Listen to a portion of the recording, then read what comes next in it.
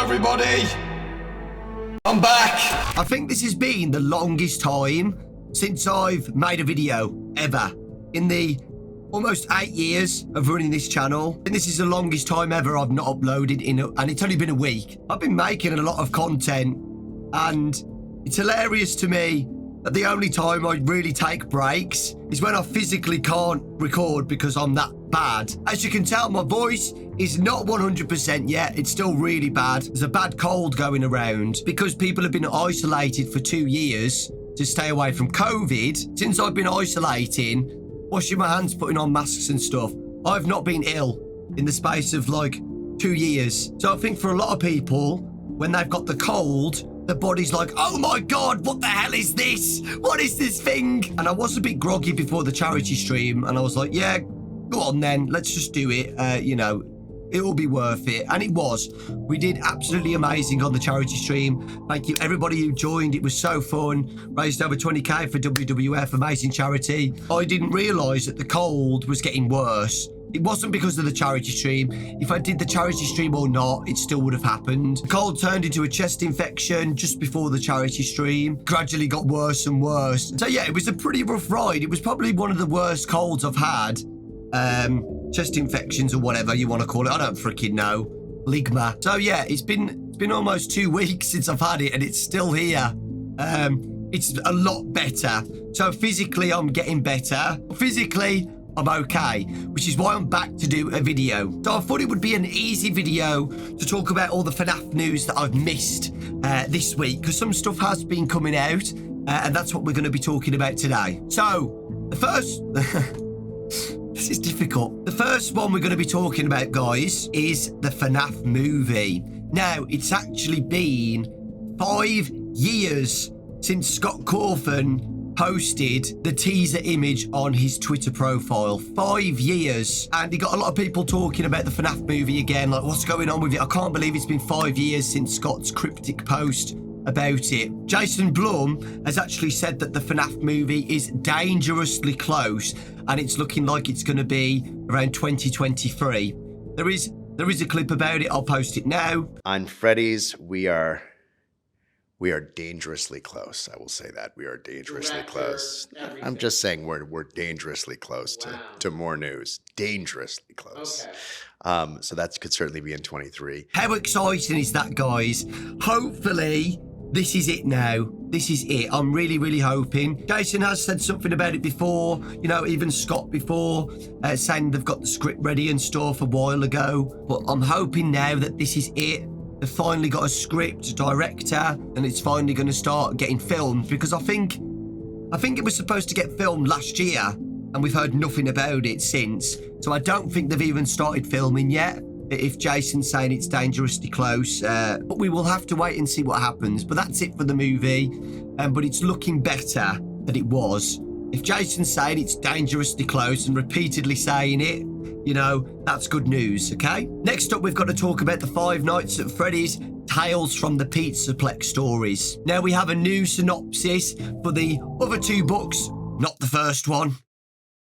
We don't talk about that book cover, okay? Number 2 is Haps, which looks really cool and interesting. It looks like this machine is going through the tunnels of what Music Man went through, which is really, really interesting. And number 3, which a lot of people are excited for, is Somnophobia, which is the fear of sleeping, falling asleep, I'm pretty sure. We're going to get a story based on Moon, which is really, really exciting. I know a lot of people love Sun and Moon, and they don't feel like, you know, Sun and Moon was explored enough in the Security Breach game. So having a story about them is going to be really nice. First synopsis, Haps. Have you ever wanted something badly, even though you shouldn't? Steve's dream of a video game programming career and starting a family led him to take a job that seems too good to be true. Aiden and Jace can't resist scaring some young kids in the tube maze of Freddy Fazbear's Mega Pizzaplex, and all Billy wants is to become the perfect ideal of what he knows he really is, an animatronic. But in the worlds of Five Nights at Freddy's, be careful what you wish for. First one to become a programmer in a video game. We've had those video game stories before in the Fazbear Fright stories, if you remember. I wonder if this is going to be a programmer for Princess Quest or something, if it's trying to link with Security Breach, right? Number 2 is Haps. So they're going through a tube maze and they must get attacked by Haps or something, which is going to be interesting. And the third one is about Billy the animatronic, and he's got a consciousness. So that could be to do with like the advanced endoskeletons, you know, that they've got their own consciousness now and they know what they are. They're an animatronic. Let's have a look at number 3, somnophobia. What are you running from? Sam is afraid of just about anything and everything. That's unhealthy ever since his father died. Something about the Springtrap costume in the role-playing area of Freddy Fazbear's Mega Pizzaplex chills Luca to the core, and Grady's fear of being trapped in small spaces makes working as a Pizzaplex technician extremely challenging. So number 1 is about somnophobia. Sam is afraid of everything, which includes falling asleep since his father died. So it looks like it's going to be a cruel story by the looks of things. Sam's going to be afraid of everything. His father died, and Moon is going to come into play and probably scare the hell out of Sam or something like that. It's going to be a bad ending. Number 2, which I've seen a lot of people talk about, there's a role-playing area in the Pizzaplex, and people can go and dress up as Springtrap and be like, oh, look at me, I'm Springtrap, or look at me, I'm Glamrock Freddy. I think this is pretty awesome, actually. I think they wanted to make a story about cosplayers, you know. There's some amazing cosplayers in the FNAF fan base. It looks like they want to make a creepy story about it and something bad happens to a cosplayer dressed as Springtrap or something. And number 3, I really like the sound of this one as well.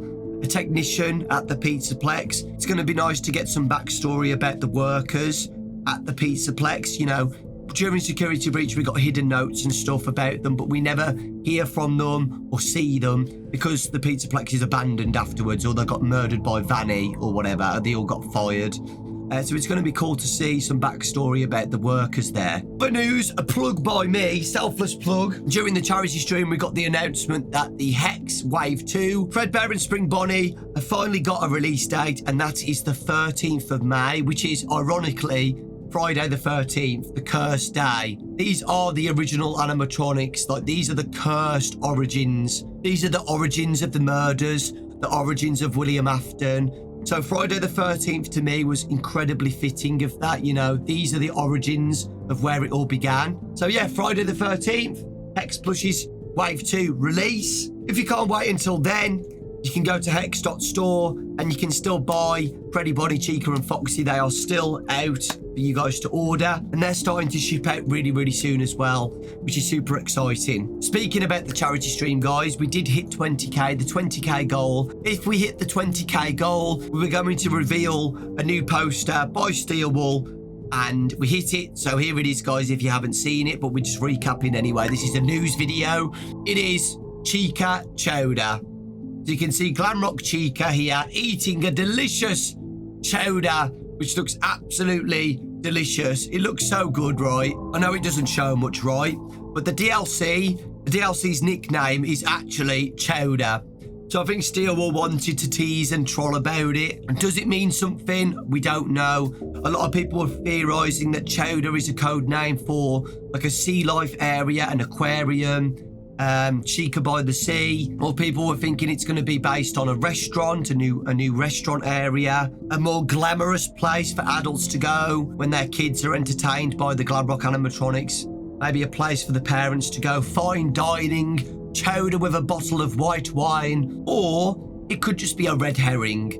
But the main thing is, it's just a teaser. It shows that Steelwool is still working on the DLC, so that's really exciting. However, that's not it. We did get an update from Steelwool. An update has been added to Security Breach. Hey, we've got a small update for you regarding the latest patch for Security Breach. To align with the launch of our physical discs, we've broadened our language support to include Korean, simplified Chinese, and traditional Chinese.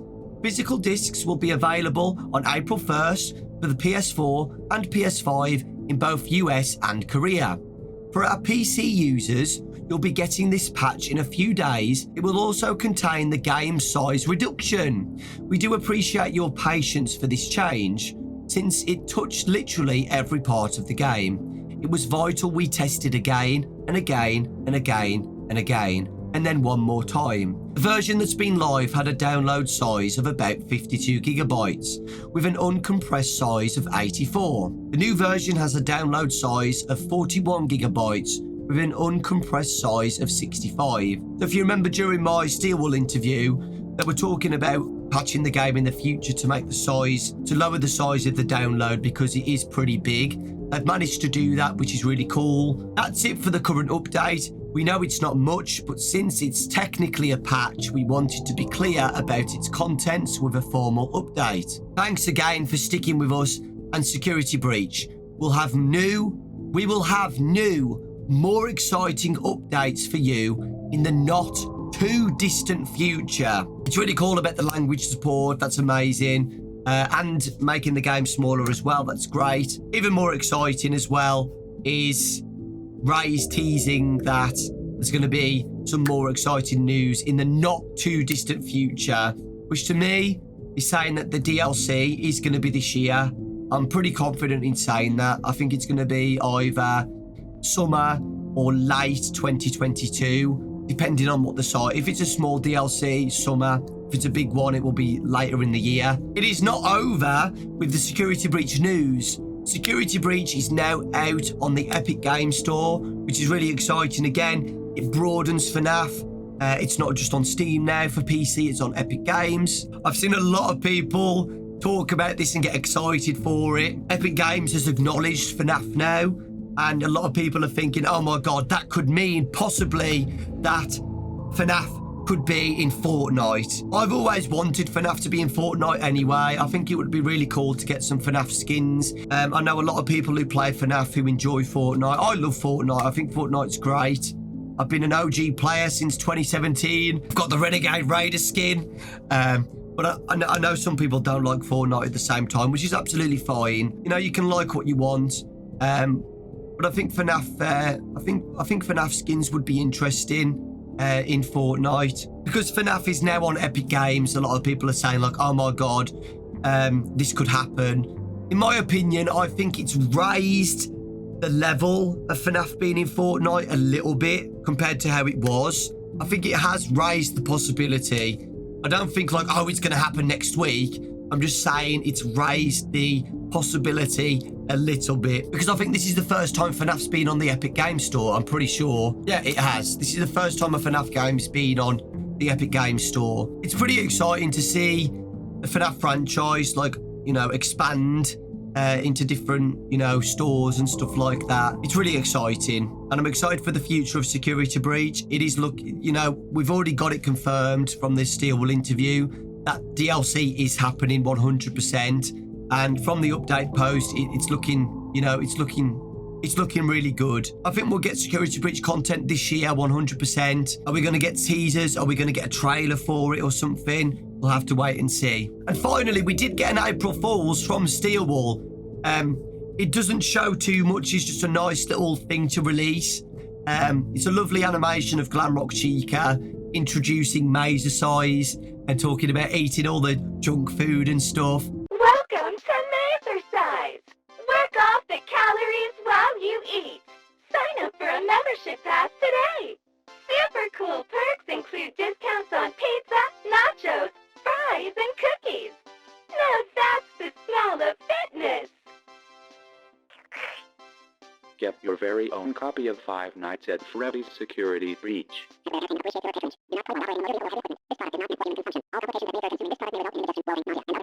Bye. Yeah, I did go through the terms and conditions. It doesn't show anything. There's no teaser for the DLC or anything. It's hilarious how they did help wanted, but just slapped on the sticky note saying Security Breach. Yeah, just a nice little video, you know, getting Steelwool involved in the community, an April Fool's joke. And that is it for the FNAF news. Quite a lot, actually. Yeah, I just wanted to make an easy video. My voice is dead, but, you know, it's easier than screaming at getting jump scared at stuff. that's all the news. Let me know your thoughts in the comment section, guys. Thank you so much for the support. I really do appreciate it. And thank you for coming back, you know, after a week of not uploading. I really do appreciate that you guys, you know, didn't leave me. There's literally nothing I can do. I was bedridden all week. But yeah, slowly getting there. My voice is still bad, but hopefully that'll be fixed by next week. Take care, lots of love. Thanks for watching, and I'll see you all next time.